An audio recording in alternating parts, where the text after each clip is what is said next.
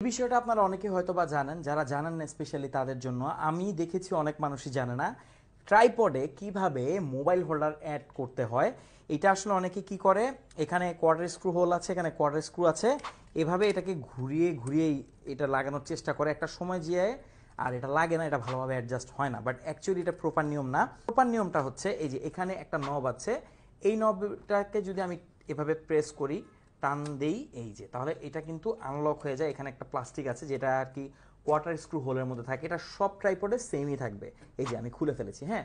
আচ্ছা, এটাকে খুলি। ওকে ওকে, প্লাস্টিকটা হচ্ছে যে এরকম, এখানে একটা কোয়ার্টার স্ক্রু দেখতে পাবো। তো এটা ঠিক নিচেই একটা নব আছে বা একটা স্ক্রুর যে হেড আছে, এটাকে আপনি অ্যাডজাস্ট করে ঘোরাতে পারবেন। এটাই হচ্ছে ফ্যাক্ট। এবার আমরা জাস্ট এই প্লাস্টিকের ওপর যে কোনো ডিরেকশনে আমরা এই মোবাইল হোল্ডারটাকে বসাবো। এই যে আমরা এবার এই যে স্ক্রুটা আছে এটাকে আমরা ঘোরাবো, জাস্ট মোবাইল হোল্ডারটাকে এভাবে আমরা উপরে ধরে দেখাচ্ছি, এটা ঘোরাচ্ছি। দেখেন আমি তো মোবাইল হোল্ডারটাকে ঘোরাচ্ছি না, হ্যাঁ।